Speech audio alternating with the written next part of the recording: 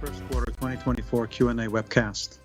My name is Martin Viecha, VP of Investor Relations, and I'm joined today by Elon Musk, Vaibhav Taneja, and a number of other executives.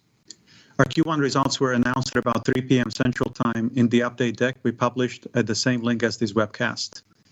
During this call, we will discuss our business outlook and make forward-looking statements. These comments are based on our predictions and expectations as of today.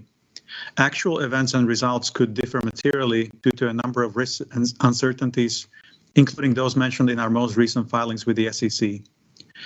During the question and answer portion of today's call, please limit yourself to one question and one follow-up. Please use the raise hand button to join the question queue.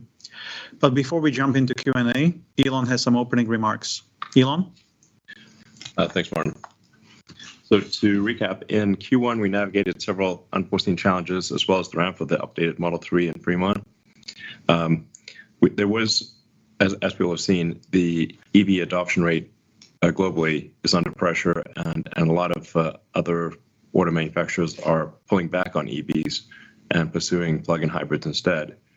We believe this is not the right strategy, and electric vehicles will ultimately dominate the market. Despite these challenges, the Tesla team did a great job executing in a tough environment, and energy storage deployments, the Megapack in particular, reached an all-time high in Q1, leading to record profitability for the energy business. And that looks likely to continue to increase in the quarters and years ahead. It will increase. We actually know that it will. Significantly faster than the car business, as we expected. We also continued to expand our AI training capacity in Q1, more than doubling our training compute sequentially. In terms of the new product roadmap, there's been a lot of talk about our upcoming vehicle line in the past several weeks. We've updated our future vehicle lineup to accelerate the launch of new models ahead of previously mentioned start of production in the second half of 2025. So we expect it to be more like the early 2025, if not late this year. These new vehicles, including more affordable models, will use aspects of the next generation platform, as well as aspects of our current platforms, and will be able to be produced on the same manufacturing lines as our current vehicle lineup. So it's not contingent on any new factory or massive new production line. It'll be made on our current production lines much more efficiently.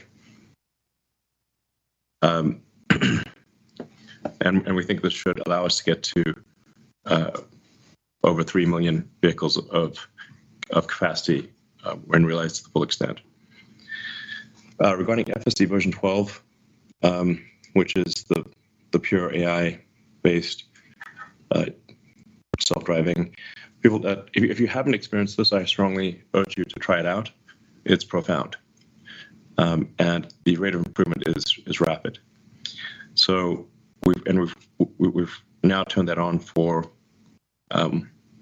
all cars with the cameras and inference computer and everything from hardware 3 on in North America. So it's been pushed out to, I think, around 1.8 million vehicles, and we're seeing about half of people use it so far, and that percentage is increasing with each passing week.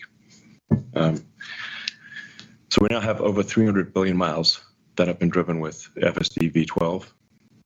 Since the launch of full self-driving, supervised full self-driving, it's become very clear that the vision-based approach with end-to-end neural networks is the right solution for scalable autonomy. It's really how humans drive. Our entire road network is designed for biological neural nets and eyes. So naturally, cameras and digital neural nets are the solution to our current road system. To make it more accessible, we've reduced the subscription price to $99 a month, so it's easy to try out.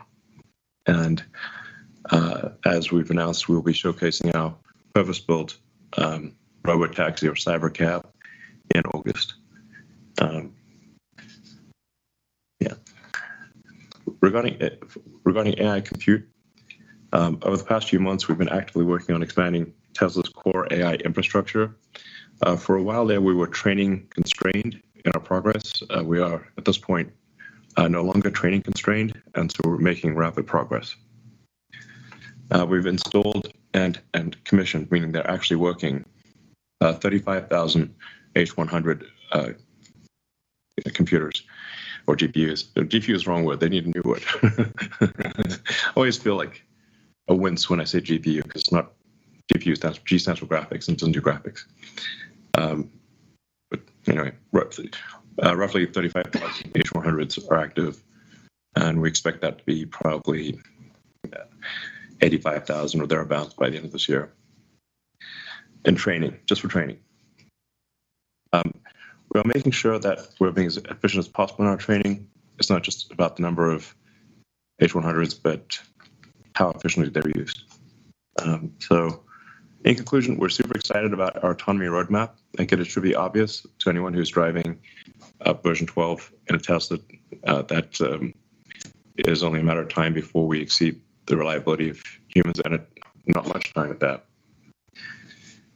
And we're really headed for an electric vehicle, an autonomous future. And I'll go back to something I said several years ago, that in the future, gasoline cars that are not autonomous will be like riding a horse and using a flip phone. And that will become very obvious in hindsight. We continue to make the necessary investments that will drive growth and profits for Tesla in the future. And I wanted to thank the Tesla team for incredible execution during this period and look forward to everything that we have planned ahead. Thanks. Thank you very much. And Vaibhav has some comments as well. Thanks. It's important to acknowledge what Elon said. From our auto business perspective, we did see a decline in revenues quarter over quarter. And those were primarily because of seasonality, uncertain macroeconomic environment, and the other reasons which Elon had mentioned earlier.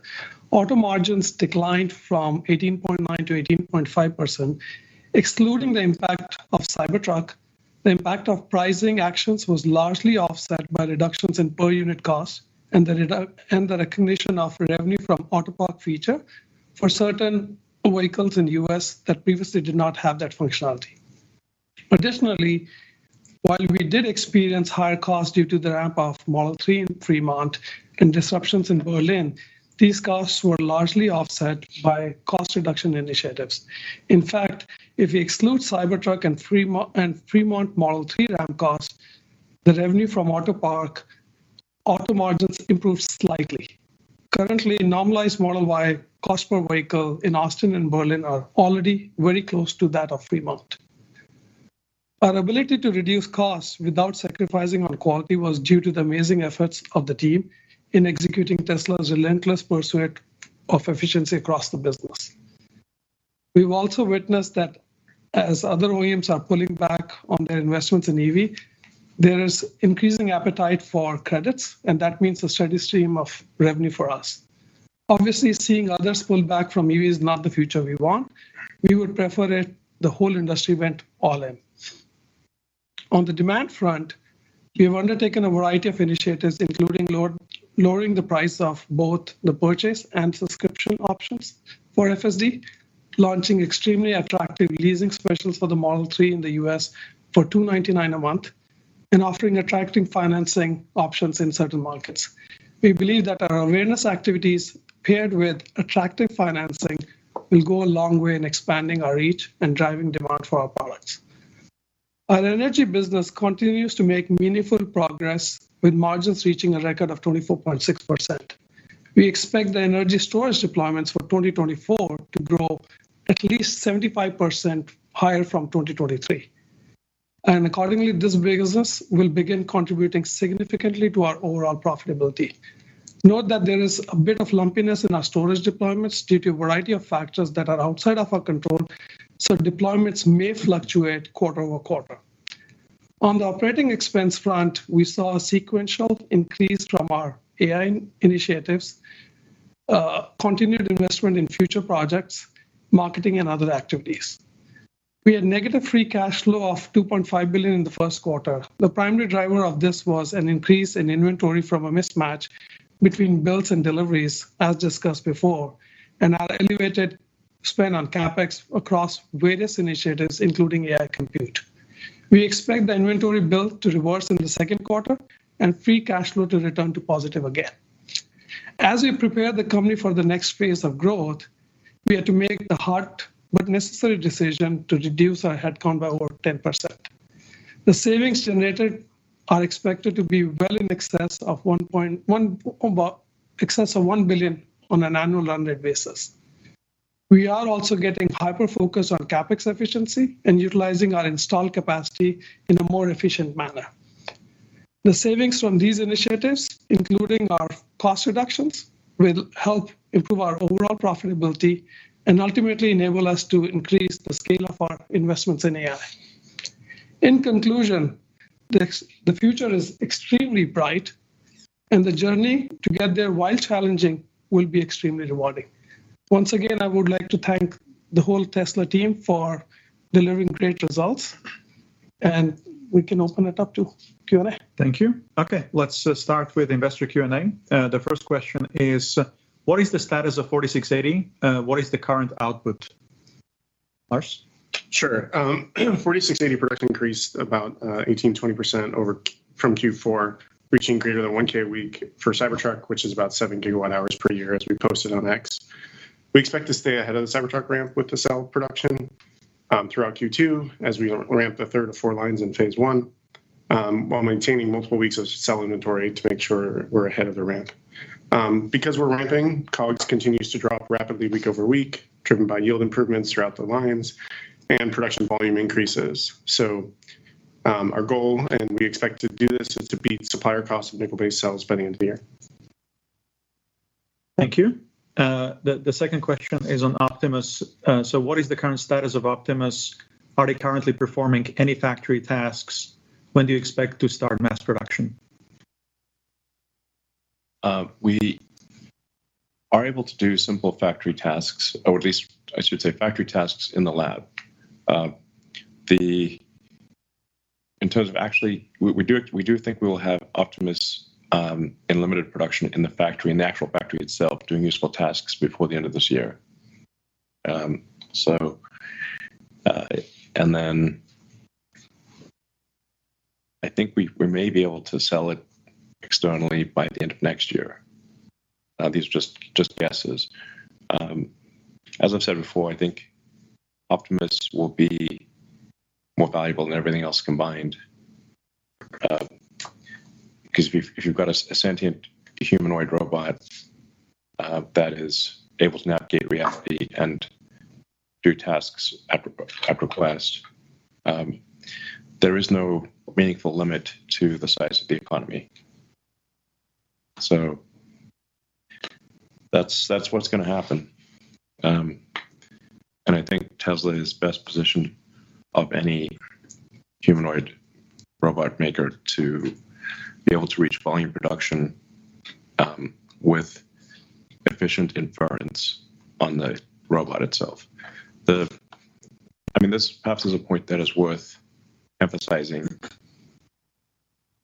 Tesla's AI inference efficiency is vastly better than any other company. There's no company even close to the inference efficiency of Tesla. We've had to do that because we were constrained by the inference hardware in the car. We didn't have a choice. But that will pay dividends in many ways. Thank you. The third question is, what is Tesla's current assessment of the pathway towards regulatory approval for unsupervised FSD in the US? And how should we think about the appropriate safety threshold compared to human drivers? Sure. I can start. There are a handful of states that already have adopted autonomous vehicle laws. These states are paving the way for operations, while the data for such operations guides a broader adoption of driverless vehicles. I think Ashok can talk a little bit about our safety methodology, but we expect that these states and the work ongoing, as well as the data that we're providing, will pave the way for a broad-based regulatory approval in the US at least, and then other countries as well. Yeah. It's actually been pretty helpful that other autonomous car companies have been cutting a path through the regulatory jungle. that's actually quite helpful. And they have obviously been operating in San Francisco for a while. I think they got approval for City of LA. So these approvals are happening rapidly. I think if you've got at scale a statistically significant amount of data that shows conclusively that the autonomous car has, let's say, half the accident rate of a human-driven car, I think that's difficult to ignore, because at that point, stopping autonomy means killing people. So I actually do not think that there will be significant regulatory barriers, provided there is conclusive data that the autonomous car is safer than a human-driven car. And in my view, this will be much like elevators. Like, elevators used to be operated by a guy with a relay switch, but sometimes that guy would get tired or drunk or just make a mistake and shear somebody in half between floors. So now we just get in an elevator and press a button. We don't think about it. In fact, it's kind of weird if somebody's standing there with a relay switch. That'll be how cars work. You just summon a car using your phone. You get in, it takes you to a destination, you get out. You don't even think about it. You don't even think about it. Just like an elevator. It takes you to your floor. That's it. Don't think about how the elevator is working or anything like that. Now, something I should clarify is that Tesla will be operating the fleet. So you can think of like how Tesla, think of Tesla like, I don't know, some combination of Airbnb and Uber, meaning that, there'll be some number of cars that Tesla owns itself and operates in the fleet. There'll be some number of cars, and then there'll be a bunch of cars where they're owned by the end user, but that end user can add or subtract their car to the fleet whenever they want. And they can decide if they want to only let the car be used by friends and family, or only by 5-star users, or by anyone. And at any time, they could have the car come back to them and be exclusively theirs, like an Airbnb. You could rent out your guest room or not anytime you want.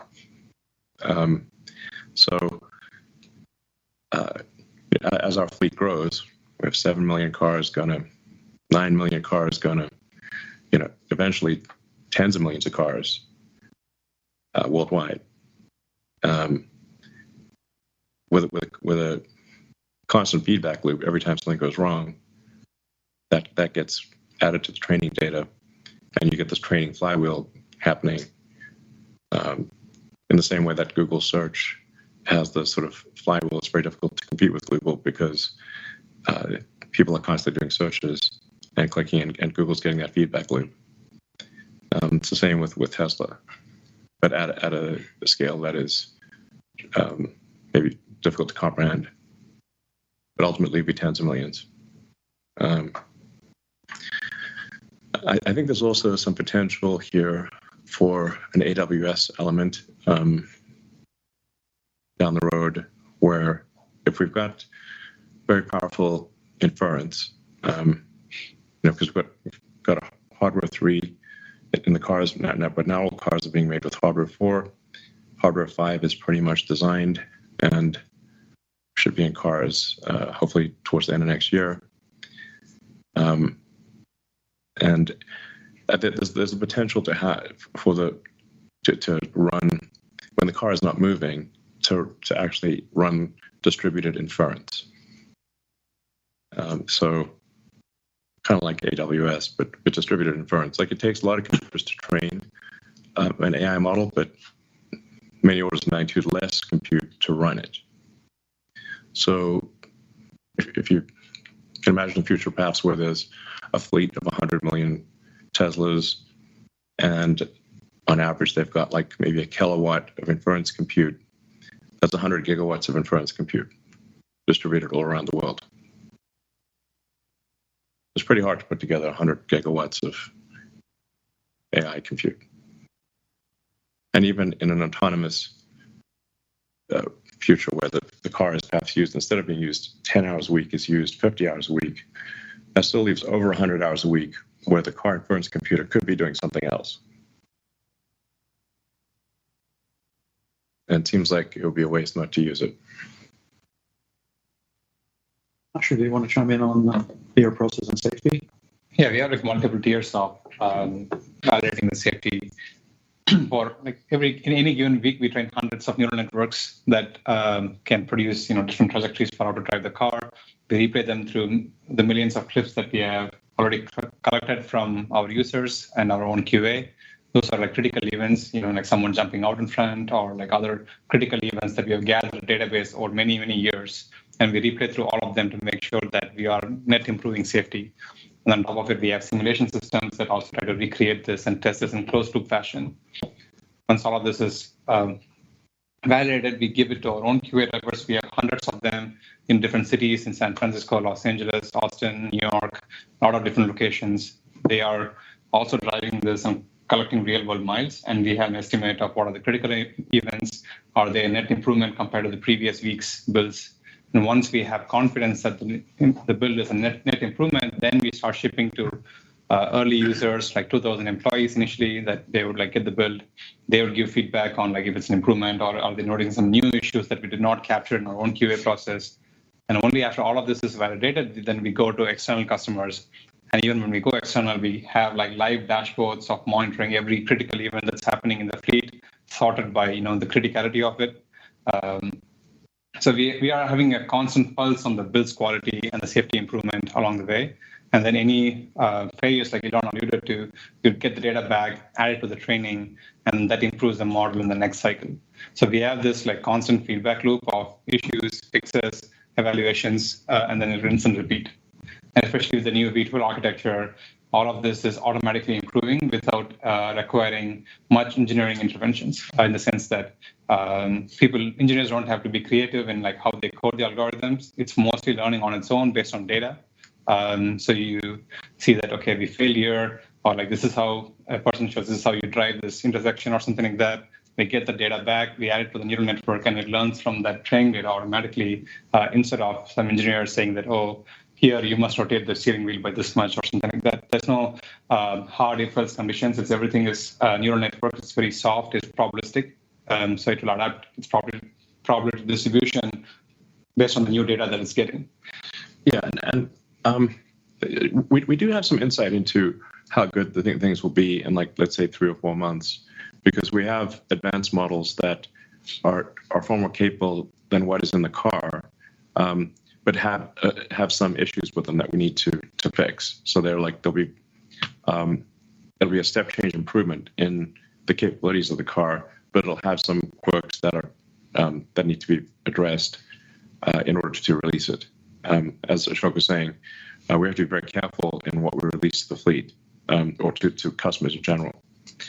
So like if we look at say 12.4 and 12.5, which are really could arguably even be version 13 and version 14, because it's pretty close to a total retrain of the neural nets in each case, or substantially different. So we have good insight into where the models, how well the car will perform in say 3 or 4 months. Yeah. In terms of like scaling laws, people in the AI community generally talk about model scaling laws, where they increase the model size a lot, and then they have corresponding gains in performance. But we have also figured out scaling laws in other axes. In addition to the model size scaling, we can also have data scaling. You can increase the amount of data you use to train the neural network, and that also gives similar gains. And you can also scale up by training compute. You can train it for much longer and get more GPUs or more Dojo nodes, and that also gives better performance. And you can also have architecture scaling, where you come up with better architectures that for the same amount of compute produce better results. So a combination of model size scaling, data scaling, training compute scaling, and the architecture scaling, we can basically extrapolate, okay, if we continue scaling based on this ratio, we can sort of like predict future performance. Obviously, it takes time to do the experiments, because it takes few weeks to train. It takes few weeks to collect tens of millions of video clips and process all of them. But you can estimate what's going to be the future progress based on the trends that we have seen in the past, and they've generally held true based on the past data. Okay, thank you very much. Let's go to the next question, which is, can we get an official announcement of the timeline for the $25,000 vehicle? I think Elon mentioned it in the opening remarks, but as you mentioned, we're updating our future vehicle lineup to accelerate the launch of our low-cost vehicles in a more CapEx efficient way. That's our mission, to get the most affordable cars to customers as fast as possible.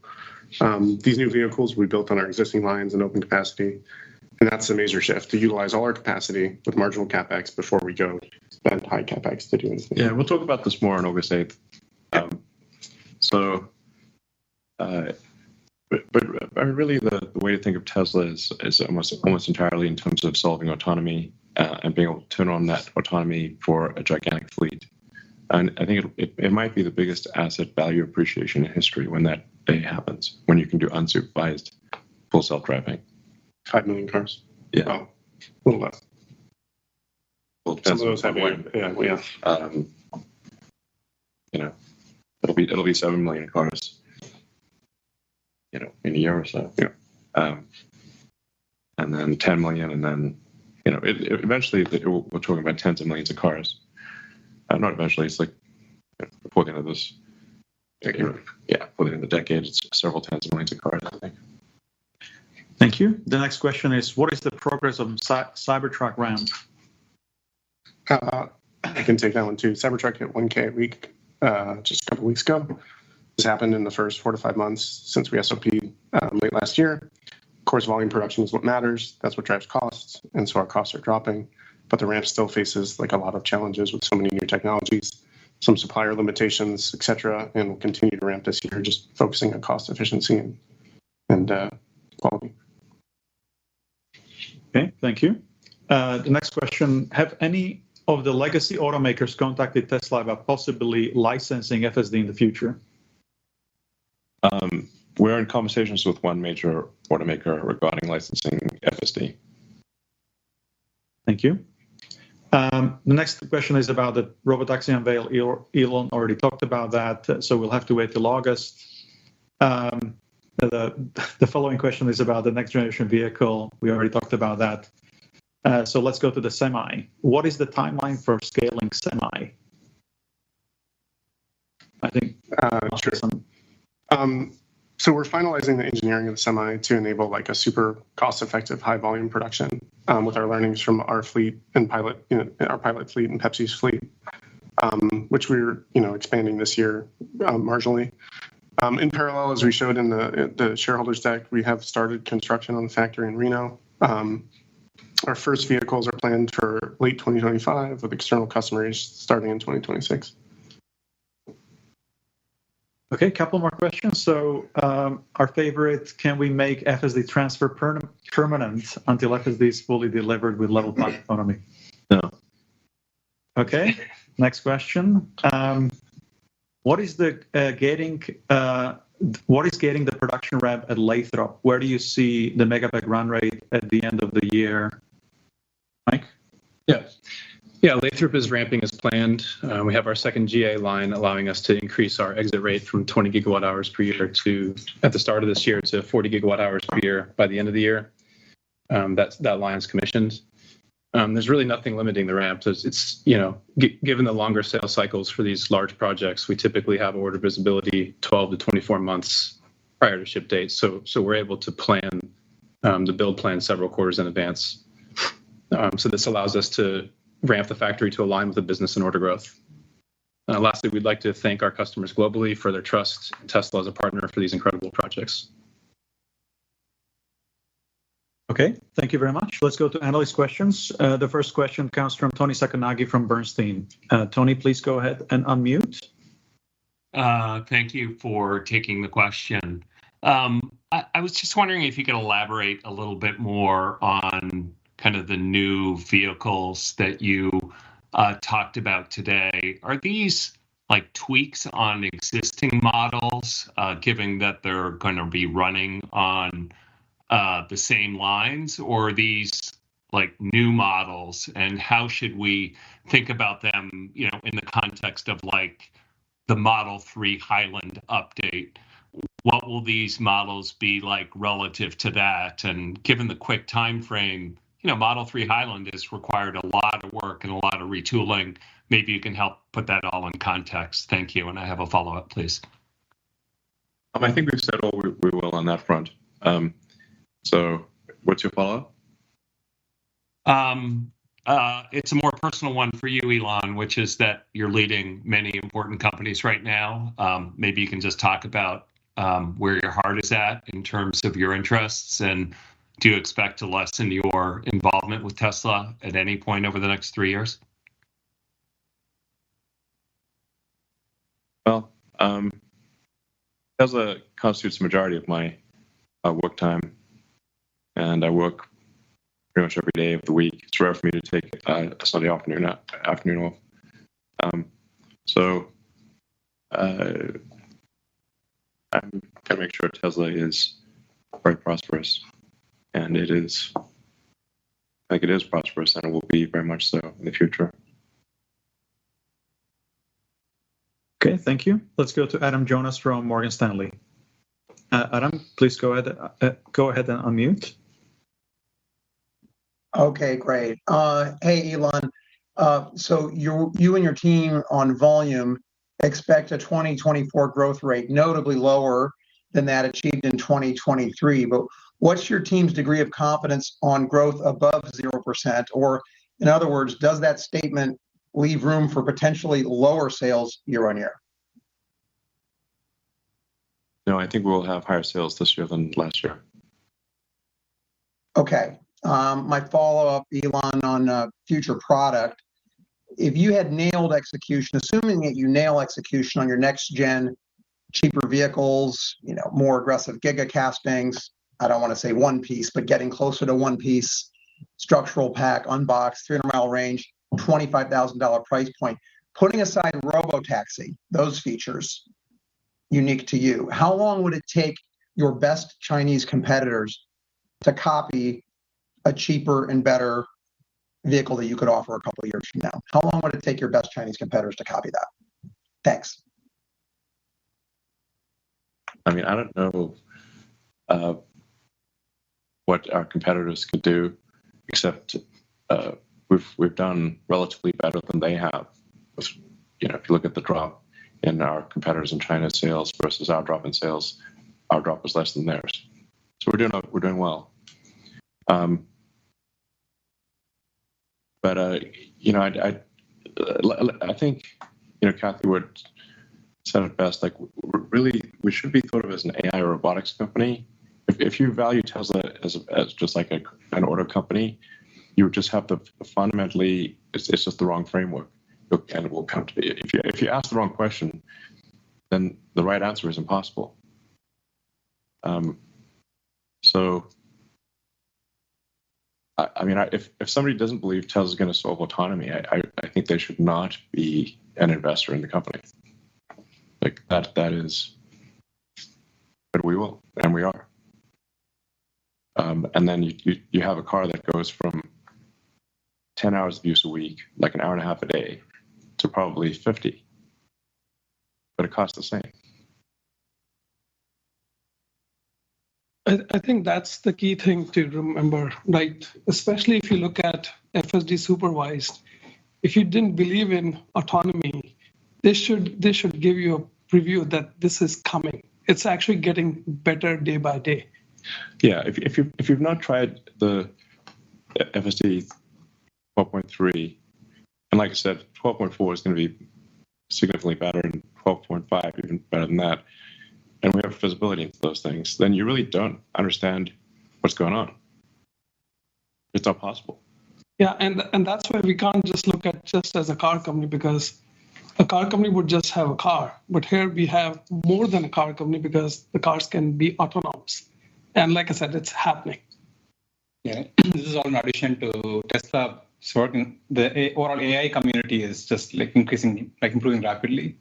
Yeah. Yeah, I mean, we're putting the actual auto in automobile. So, so sort of a lot of we like, well, sort of like, tell us about future horse carriages you're making. I'm like, well, actually, it doesn't need a horse. That's the whole point. that's really the whole point. Okay, thank you. The next question comes from Alex Potter from Piper Sandler. Alex, please go ahead and unmute. Great, thanks. Yeah, so couldn't agree more. The thesis hinges completely on AI, the future of AI, full self-driving, neural net training, all of these things. In that context, Elon, you've spoken about your desire to obtain 25% voting control of the company, and I understand completely why that would be. So I'm not necessarily asking about that. I'm asking if you've come up with any mechanism by which you can ensure that you'll obtain that level of voting control, because if not, then the core part of the thesis could potentially be at risk. So any additional commentary you might have on that topic?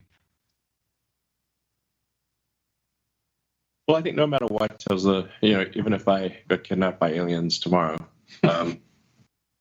Tesla will solve autonomy, maybe a little slower, but it would solve autonomy for vehicles at least. I don't know if it would win on with respect to Optimus or with respect to future products, but it would. But there's enough momentum for Tesla to solve autonomy, even if I disappeared for vehicles. Now, there's Okay. a whole range of things we can do in the future beyond that.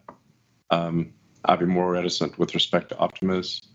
If we have a super sentient humanoid robot that can follow you indoors and that you can't escape, we're talking Terminator level risk, then I'd be uncomfortable with, if there's not some meaningful level of influence over how that is deployed.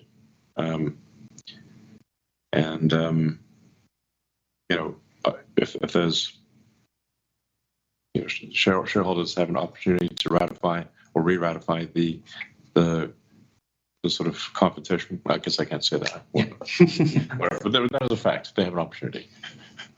Okay. Very good. And we'll see. If the company generates a lot of positive cash flow, we could obviously buy back shares.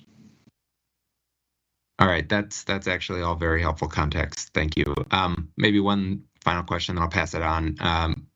OpEx reductions, thank you for quantifying the impact there. I'd be interested also in potentially more qualitative discussion of what the implications are for these headcount reductions. What are the types of activities that you're presumably sacrificing as a result of parting ways with these folks? Thanks very much. So, like we said, we've done these headcount reductions across the board. And, as companies grow over time, there are certain redundancies, there's some duplication of efforts which happens in certain areas. So you need to go back and look at where all these pockets are, get rid of it. So we're basically going through that exercise wherein we're like, hey, how do we set this company right for the next phase of growth? And the way to think about it is, any tree which grows, it needs pruning. This is the pruning exercise which we went through. And at the end of it, we'll be much stronger and much more resilient to deal with the future, because the future is really bright. Like I said in my opening remarks, we just have to get through this period and get there. Yeah, we're not giving up anything that it's significant that I'm aware of.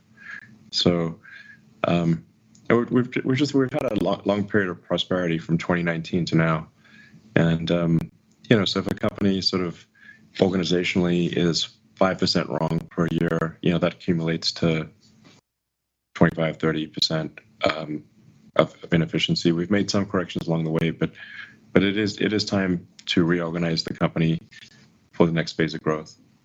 And you really need to reorganize it, just like a human. When we start off as one cell and become a zygote and blastocyst, and you start growing arms and legs, and briefly you have a tail. And so. But you shed the tail. You shed the tail, hopefully, and then you're a baby. And you basically have to be the organism. A company is kind of like a creature growing, and if you don't reorganize it for different phases of growth, it will fail. You can't have the same organizational structure if you're 10 cells versus 100 versus a million versus a billion versus a trillion. Where humans are like around 35 trillion cells. It doesn't feel like it feels like feel like one person, but you're basically a walking cell colony of roughly 35 trillion, depending on your body mass, and about 3 times that number in bacteria. So anyway, you've got to reorganize the company for a new phase of growth, or it will fail to achieve that growth. Thank you. Let's go to Mark Delaney from Goldman Sachs. Mark, please go ahead and unmute. Yes, good afternoon. Thanks very much for taking the question. The company had previously characterized potential FSD licensing discussions as in the early phase, and some OEMs had not really been believing in it. Can you elaborate on how much the licensing business opportunity you mentioned today has progressed? And is there anything Tesla needs to achieve with the technology in terms of product milestones in order to be successful at reaching a licensing agreement, in your view? Well, I think it just needs to be obvious that our approach is the right approach. And I think it is. I think we're now with 12.3. If you just have the car drive you around, it is obvious that our solution, with a relatively low cost inference computer and standard cameras, can achieve self-driving. No LiDARs, no radars, no ultrasonics, nothing. Just no heavy integration work for vehicle manufacturers. Yeah, it's so it really just be a case of having them use the same cameras and inference computer and licensing out software. And but it's once it becomes obvious that if you don't have this in a car, nobody wants your car. Yeah, it's like it's a smart car. I still remember back when Nokia was king of the hill. Yeah, the cell phone industry. Yeah, crushing. And I saw them come out with a smartphone that was basically a brick with limited functionality. And then the iPhone and Android. But people still did not understand that all the phones are going to be that way. There's not going to be any flip phones. There'll be a niche product. Or home phones. Yeah, not even exactly. When was the last time you saw a home phone? Is it like an I have no idea. Yeah. In a hotel. Sometimes in a hotel. Yeah, the hotels have them. Yeah.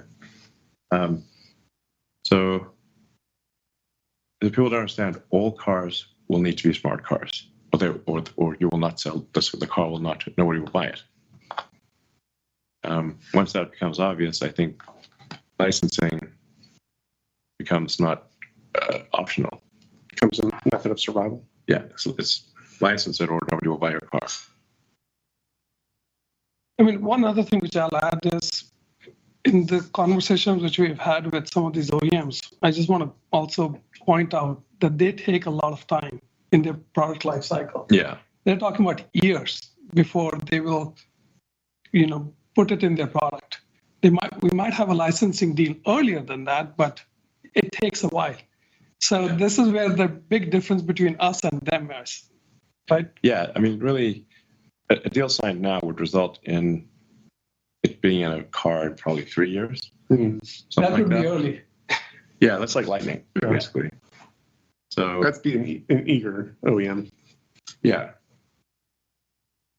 So, I mean, I wouldn't be surprised if we do sign a deal. I think we're good chance we do sign a deal this year. Maybe more than one. But yeah, it would be probably 3 years before it's integrated with a car, even though all you need is cameras and our inference computer. So it's like not a massive design change. Yeah, and again, just to clarify, it's not the work which we have to do, it's the work which they have to do, which will take the time. Right, Mark, do you have a follow-up? Yeah, very helpful. Thank you. My follow-up was to better understand Tesla's approach to pricing going forward. Previously, the company had said that the price reductions were driving incremental demand. With how affordable the cars have become, especially for vehicles that have access to IRA credits and some of the leasing offers that Tesla has in place, do you still see meaningful incremental price reductions as making sense from here for the existing products? And can the company meaningfully lower prices from here and also stay free cash flow positive on an annual basis with the current product set? Thanks. Yeah, I think we can be free cash flow positive meaningfully. Yeah.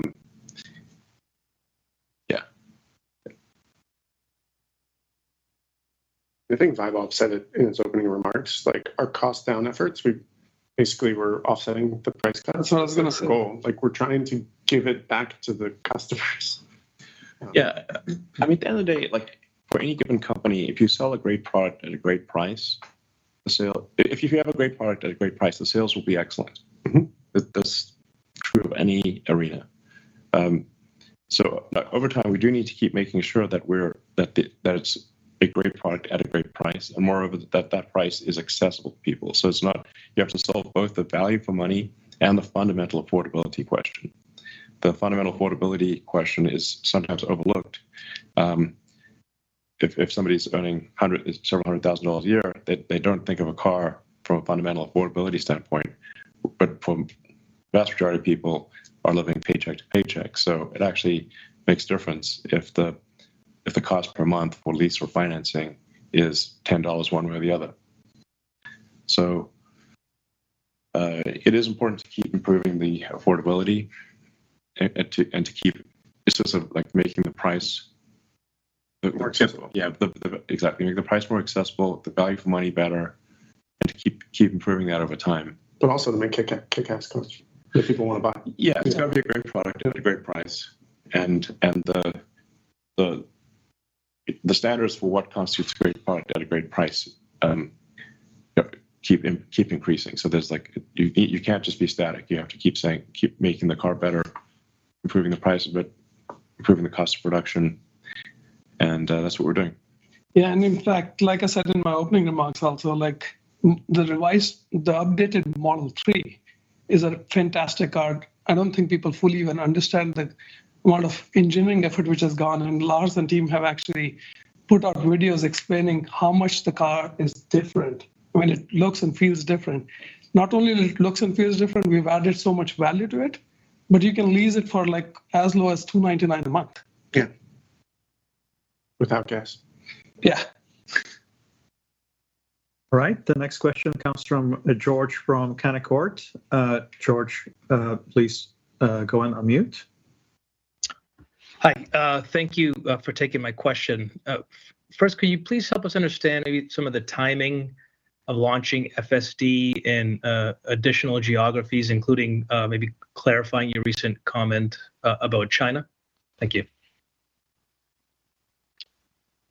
You mean like new markets? Yeah, there are a bunch of markets where we don't currently sell cars that we should be selling cars in. We'll see some acceleration of that. And FSD in new markets? Yeah. So the thing about the end-to-end neural net based autonomy is that just like a human, it actually works pretty well without modification in almost any market. So we plan on, with the approval of the regulators, releasing it as a supervised autonomy system in any market where we can get regulatory approval for that, which we think includes China. So yeah, it's just like a human, you can go rent a car in a foreign country and you can drive pretty well. Obviously, if you live in that country, you'll drive better, and so we'll make the car drive better in these other countries with country-specific training. But it can drive quite well almost everywhere. Yeah, the basics of driving are basically the same everywhere. Like, car is a car, traffic is a traffic light, road is the road. It's like, yeah, it understands that it shouldn't hit things no matter where it is. Exactly. There are some road rules that you need to follow. In China, it's you shouldn't cross over a solid line to do a lane change. US is a recommendation, I think. China, you get fined heavily if you do that. We have to do some adaptations, but it's mostly smaller adaptations, not like an entire change of stack or something like that. Yeah. Hey, George, do you have a follow-up? Yep. So my follow-up has to do with the first quarter deliveries, and I'm curious as to whether or not you feel that supply constraints that you mentioned throughout the release impacted the results, and maybe can you help us quantify that, and is that why you have some confidence in unit growth in 2024? Yeah, I think we did cover this a little bit in the opening remarks too. Q1 had a lot of different things which were happening. Seasonality was a big one, continued pressure from the macroeconomic environment. We had attacks at our factory. We had Red Sea attacks. We're ramping Model 3. We're ramping Cybertruck. All these things are happening. I mean, it almost feels like a culmination of all those activities in a constrained period. And that gives us that confidence that, hey, we don't expect these things to recur. Yeah, we think Q2 will be a lot better. Yeah. It's just one thing after another. Our attacks are crazy. Yeah, exactly. It's just, if you've got cars that are sitting on ships, they obviously cannot be delivered to people. And if you've got, excess demand for Model 3 or Model Y in one market, but you don't have it there, it's an extremely complex logistics situation. So, and I'd say also we did overcomplicate the sales process, which we've just in the past week or so have greatly simplified. So it became far too complex to buy a Tesla, whereas it should just be you can buy the car in under a minute. So we're getting back to the you can buy a Tesla in under a minute interface from what was quite complex. Okay, thank you. Let's go to Colin Rush from Oppenheimer. Colin, go ahead and unmute, please. Thanks so much, guys. Given the pursuit of Tesla really as a leader in AI for the physical world, and your comments around distributed inference, can you talk about what that approach is unlocking beyond what's happening in the vehicle right now?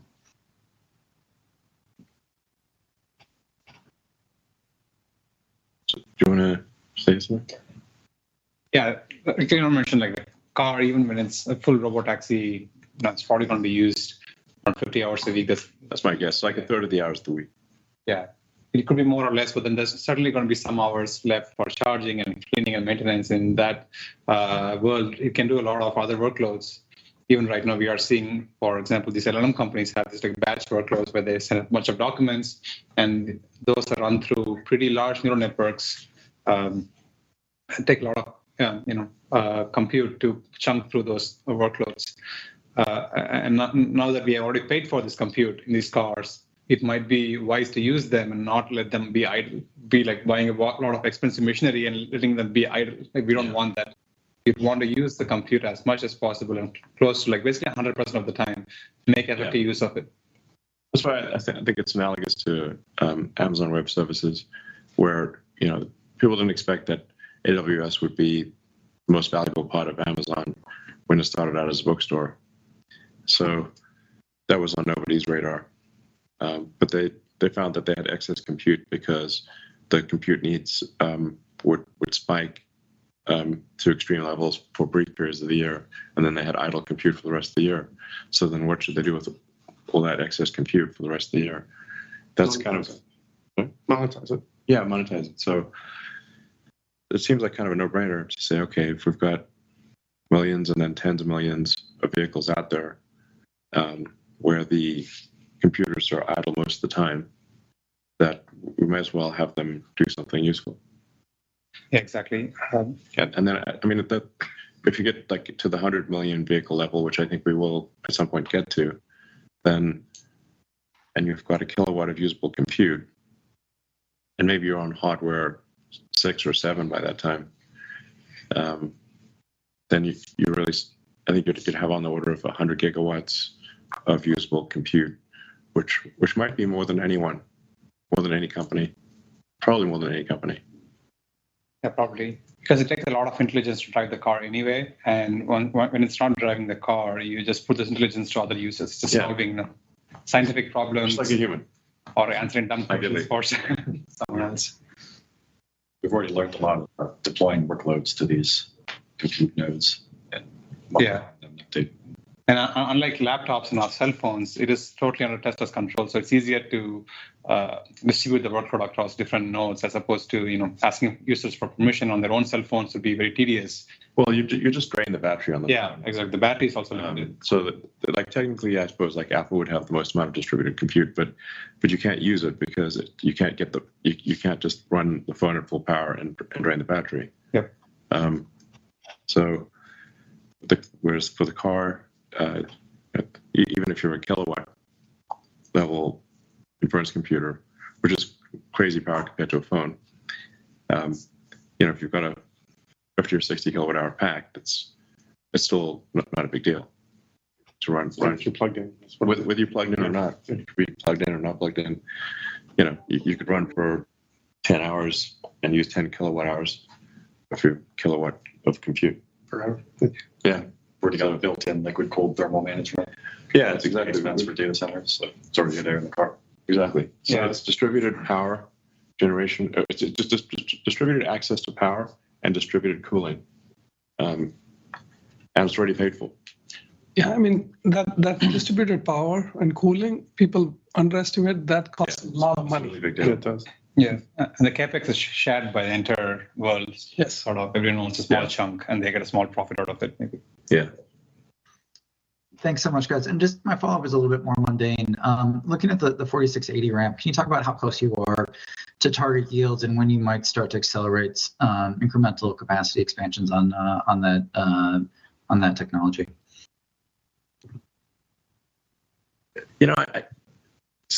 We're making good progress on that, but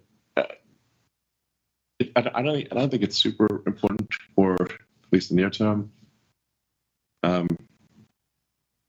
As Lars said, we think it'll be, exceed the competitiveness of suppliers by the end of this year, and then we'll continue to improve it.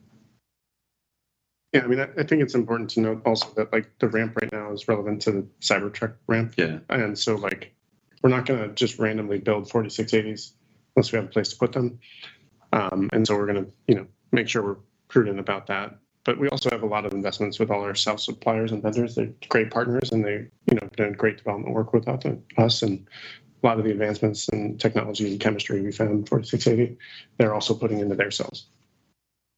Yeah, I mean, a big part of the 4680, Tesla doing internal cells, was a hedge against what would happen with our suppliers, because for a while there, it was very difficult because every big car maker put in massive battery orders, and so the price per kilowatt hour of lithium-ion batteries went to crazy numbers, to crazy levels.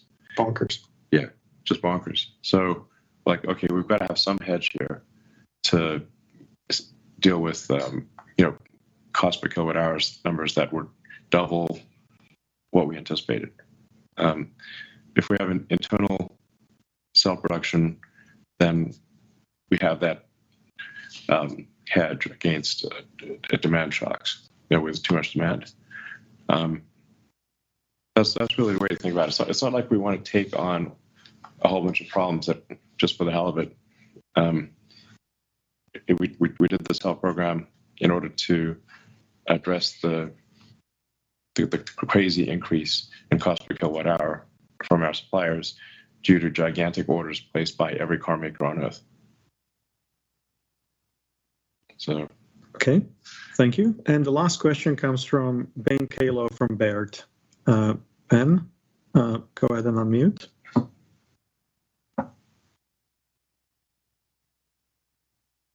And you're still muted. Well, I once again would just like to strongly recommend that anyone who is, thinking about the Tesla stock should really drive FSD 12.3. You can't. It is impossible to understand the company if you do not do this. All right. So since Ben is not unmuting, let's try Shreyas Patel from Wolf Research. Final question. Oh, hey. Thanks so much. Just, Elon, during the Investor Day last year, you mentioned that auto COGS per unit for the next-gen vehicle would decline by 50% versus the current 3 and Y. I think that was implying something around $20,000 of COGS. About a third of that was coming from the unboxed manufacturing process. But I'm curious if you see an opportunity that some of the other drivers around powertrain cost reduction or material cost savings, would those be largely transferable to some of the new products that you're now talking about introducing? Yeah, sure. I mean, in short, yes. I mean, the unboxed manufacturing method is certainly great and revolutionary, but with it comes some risk because, it's new production lines, not. But all the subsystems we developed, whether it was powertrains, drive units, battery improvements in manufacturing and automation, thermal systems, seating, the integration of interior components, and reduction of LV controllers, all that's transferable, and that's what we're doing. Trying to get it into our products as fast as possible. And so that engineering work, we're not trying to just throw it away and put it, in a coffin. We're going to take it and utilize it to the best advantage of the cars we make and the future cars we make. Okay, great. And then just on that topic of 4680 cells, I know you mentioned it.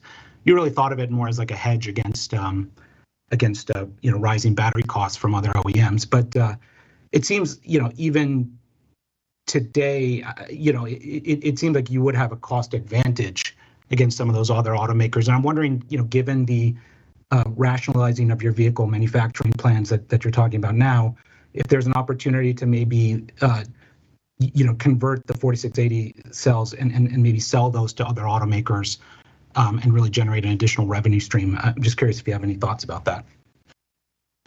Right. What seems to be happening is that unless I'm missing something, the orders for batteries from other automakers have declined dramatically. So we're seeing much more competitive prices for cells from our suppliers, dramatically more competitive than in the past. It is clear that a lot of our suppliers have excess capacity. Yeah. In addition to what Elon said, this is Karan, by the way. In addition to what Elon said about 4680s, what 4680 did for us from a supply chain perspective was help us understand the supply chain that's upstream of our cell suppliers.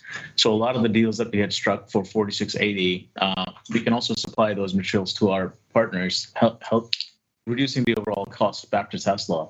So we're basically inserting ourselves in the upstream supply chain by doing that. So that's also been beneficial in reducing the overall pricing in addition to the excess capacity that these suppliers have. Yeah, now, I mean, this is going to wax and wane, obviously. So, there's going to be a boom and bust in battery cell production, where production exceeds supply. And then supply exceeds production and back and forth, kind of like, I don't know, DRAM or something. So it's like what is true today will not be true in the future. There's going to be somewhat of a boom and bust cycle here. And then there are additional complications with government incentives, like the Inflation Reduction Act, the IRA. Which I always found like a funny name for a comical name. Yeah, is it like the Irish Republican Army, the Internet Research Agency from Russia, independent retirement account? Yeah, exactly. Roth IRA. And it's like forced Spider-Man situations, which IRA wins. But it does complicate the incentive structure, so that there's stronger demand for cells that are produced in the U.S. than outside the U.S. But then how long does the IRA last? I don't know. which is why it's important that we have both in-house sales and vendor sales to hedge against all of this. Yeah. Okay, thank you very much. That's all the time we have today. But at the same time, I would like to make a short announcement. And I wanted to let the investment community know that about a month ago, I met up with Elon and Vaibhav and announced that I'll be moving on from the world of investor relations. I'll be hanging around for another couple of months or so feel free to reach out anytime. But after this 7-year sprint, I'm going to be taking a break and spending some good quality time with my family. And I wanted to say that these 7 years have been the greatest privilege of my professional life. I'll never forget the memories from, I started literally at the beginning of production hell and just watching the company from the inside to see what it's become today. And I'm especially super thankful to the people in this room and dozens of people outside of this room that I've worked for over the years. I think the team strength and teamwork at Tesla is unlike anything else I've seen in my career. Elon, thank you very much for this opportunity that I got back in 2017. Thank you for seeking investor feedback and regularly and debating it with me. Yeah, well, I mean, the reason I reached out to you was because I thought your analysis of Tesla was the best that I'd seen. Thank you. So, yeah, thank you for helping Tesla get to where it is today over 7 years. It's been a pleasure working with you. Thank you so much. And yeah, thank you for all the thousands of shareholders that we've met over the years and walked around factories and loved all the interactions, even the tough ones. And yeah, looking forward to the call in the next 3 months, but I'll be on the other side listening in. Thank you very much. Thanks.